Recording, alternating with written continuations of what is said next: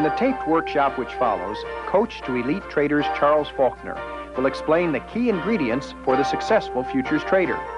Charles draws large crowds to seminars he does all over the world. He also trades his own account.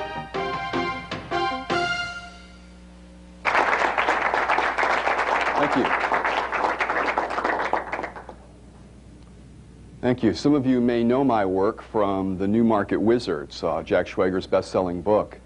And that has opened additional doors to me. I have been privileged to meet a number of remarkable market wizards and people who would definitely be considered market wizards if Jack were ever to do a third volume. And I like to share some of those experiences with you so you get a sense of what it's like to be there. For instance, I've sat while a man who understands the sweep of history is telling me about price over 100 years and political regimes and the rise and fall of agriculture as he plans his campaign in foreign currencies. I've sat while a mathematically gifted trader pointed out to me that there's an error, a mathematical error, or at least a serious misunderstanding in a major and popular market indicator, and then carefully takes the piece of paper and drops it in a shredder. I've been there as a fund manager is sitting and taking a trading idea and without notes is systematically turning it over in his head, trying out all these different possible market scenarios to find a weakness in it. And what I do in the field that I'm in, called neurolinguistic programming or NLP, is I model human excellence. That is, I'm looking for what's the essential patterns that enable these people to do what they do so well. And what I have found is even as you find such diverse trading approaches as Jim Rogers and his historical approach on one side over to pure technical analysis or day trading on the other, that certain patterns are held in common by these people. Now, in the field that I'm in, we have the couple of ideas that are worth knowing about. And one is that people's patternings are pretty much unconscious to them. So if someone's going to tell you about how they do something so great, they're really not so sure how they're doing it. They'll give you an idea or a metaphor. After all, they're good at doing it. And the other thing is that these patterns converge or align. I don't know if some of you have seen the back of the dollar bill. I mean, not the side with the eagle on it, but the other side with the pyramid.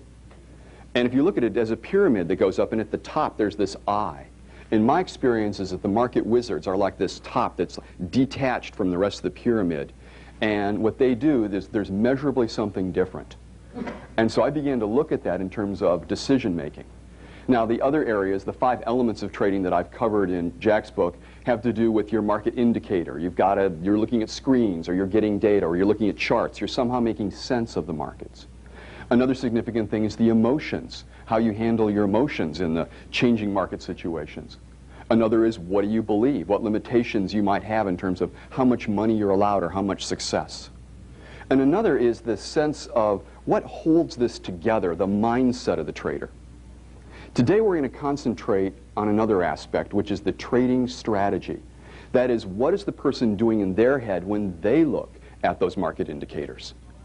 That is, what are they doing in terms of asset allocation, money management, position size, stops, these things. What is it that they're paying attention to across a diverse number of different kinds of trades? Now, I'm going to tell you a little more about these 3 traders I just introduced you to. The first one that had this currency thing on, it went against him, and it went against him, and it went against him. And so he went with and reversed his position. And in the second case, the mathematically gifted trader, well, he keeps that indicator on his computer because he knows so many people out there are using it that if it gets a strong signal, he won't go against it. And the last guy, the guy that was figuring out every weakness in a trading system, well, he went really short the S&P 500 about last July. For those of you that remember, it went up more than it ever had. And partway through that summer, he reversed his position and came out quite well, thank you. So there's something else here, something really fundamental that's at the beginning of mastering high-risk decision-making. And that's the difference between the action that a trader takes and their understanding.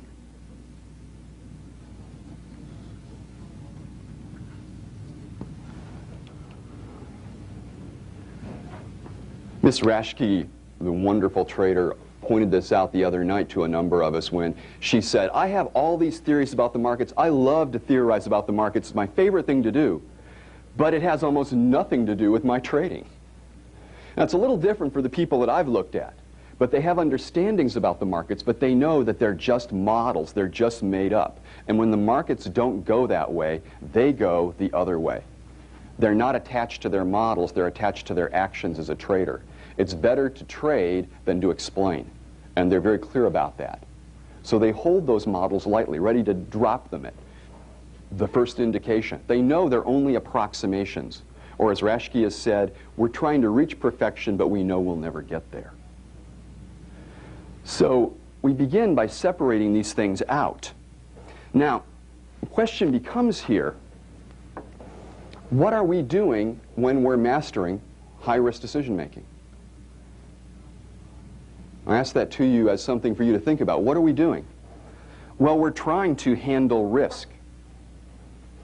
Do you know that a very popular chart service, the man who runs the chart service, says in his own surveys he's taken both on pen and paper and by phone, it's less than 25% of the people who subscribe to the charts follow them. We go and we find out about all these different systems, different ideas, different books, and they tell you how you can have winning trades. It doesn't matter whether it's Larry Williams explaining his intraday or day trading strategies, or whether it's an Ed Seykota who claims, by the way, that there's no statistical evidence for day trading it could even work. So he takes long trending positions.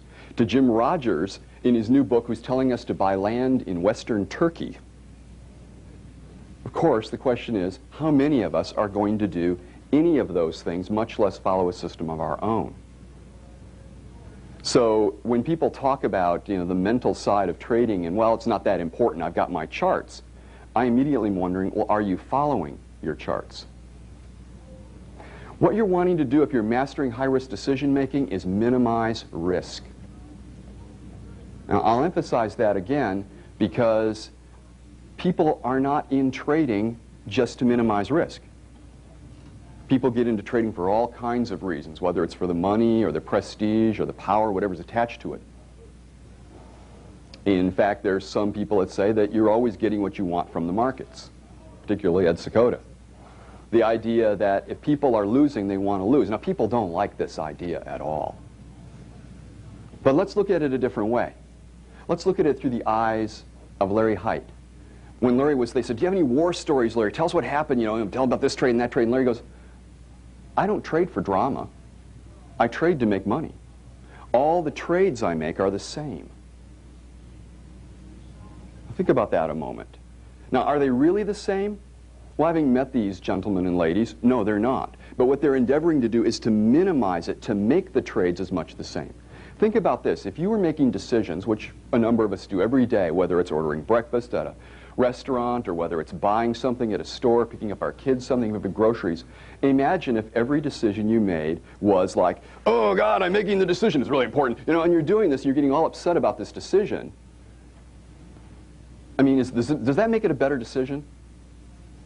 Here's the thing. When you get into the trading, a number of people have this idea that if they're trading big amounts of money and putting on positions, therefore, it ought to be really exciting and upsetting because of all the stuff involved.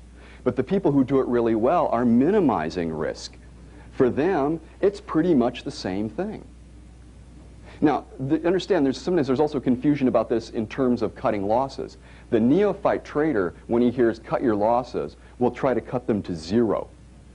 Even if it means waiting for it to go down, waiting for it to come up again, right? And then it goes down. Well, it'll come back because I don't want to take a loss. Which is different from the experienced trader who's going, I cut my losses. I never eliminate them. I just keep cutting them and cutting them and cutting them. So the idea is you never eliminate risk. You're minimizing risk. And you keep trying to cut your risk and cut your risk and cut your risk. Now, if you're cutting your risk, what's the riskiest part you've got in your whole trading system? And this is another thing that market wizards have in terms of high-risk decision-making that ordinary traders don't have. Well, you were saying missed opportunities, or they'll say not following their indicators. No, the most important part of their system is right about here. meaning their emotional response. Because if they are upset when they're trading, they're not going to be trading as well. Now, here's the thing. If they say trade up to your emotional, trade up to where you're feeling a little emotionally shaky about it, or up to your level of discomfort, as one sometimes said, right? Well, I put this to you. If you are trading to your level of discomfort, you are trading your emotions and not your system. Because it's determining then your positions. See, I've been there when Tom Baldwin was getting some bonds in the market, and he flips his phone open, and he goes, "Excuse me a minute. How are they doing in Hong Kong? Yeah? Give me 200. Puts it down. Now, the thing is, for Tom, the size of 200 contracts is the same in his mind as the size of one contract. That is, he is trading his system, not his feelings. Now, I thought of this idea with the NLP, and I also had read Richard Dennis and Stanley Kroll both said, you can't make any money unless you hold an overnight position. And I'd also heard Jim Rogers say, well, you can go to college, you can get an MBA, take 2 years, and you can learn some, or you can go long the beans and learn the same thing in 2 weeks.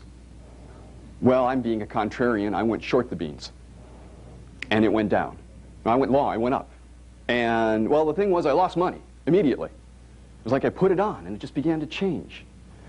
But I was going to hold an overnight position. And so I learned from that what this whole thing is about.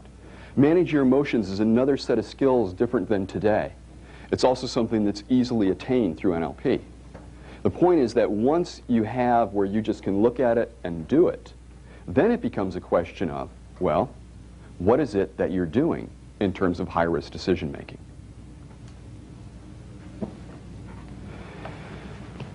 What is the difference between a big decision and a small decision?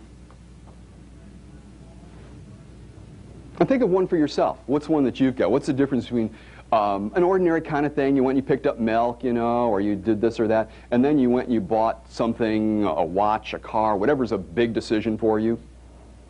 For most people, getting married is a big decision, just in case you're wondering. It's a...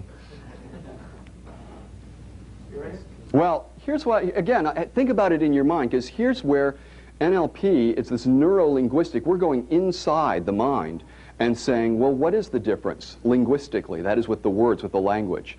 Well, it turns out that the difference between a small decision and a big decision is, first of all, the size of the image you make in your head. And this is really interesting for people to do. Like, take a number, like, is $10,000 a lot of money? 50,000? 250,000? $1 million. One of my friends who trades on the trading floor, he came back one day and they made a mistake in his sheets, his end of the day sheets. He says, you got to see this. They made an error. And it was $880 million. And I said, do you get to keep it? Well, notice what I did with my voice there, how it got louder. The thing is, this is what we do in our minds, is that the more important the decision is, the more that we will blow up the pictures and we'll begin to talk louder, as if this is going to help us make a better decision. So we're going, oh no, I've got $50,000 on this, don't blow it, which is where if we were buying milk, we'd go, is it a good price? What's the expiration date? So there's a mental difference that I'm claiming between the way that someone who is making high-risk decisions makes them and someone who makes them poorly. And yes, it is that literal. The fact of the matter is that when Tom Baldwin sees 200 contracts, and I was able to ask him about this personally, it is the size of one contract. He goes, there's no difference. He says, you're in the market or you're out of the market. There's no difference. So then it becomes a question, well, can you do something with this? And the answer is yes, you can. You could actually shrink down the size of those larger trades and make them smaller. Then you go, well, why do that? It makes it less important. Well, that's the idea, because people have this idea, if something's important, then if they yell at themselves, they'll make better decisions. And I found it's never the case. It's rather when people can handle something, when it's a size they can do something about, then they can bring their skills to bear on it. Another is that they'll put it up here in their mind's eye instead of moving it down here where it's something that's more equal to them, something they can deal with.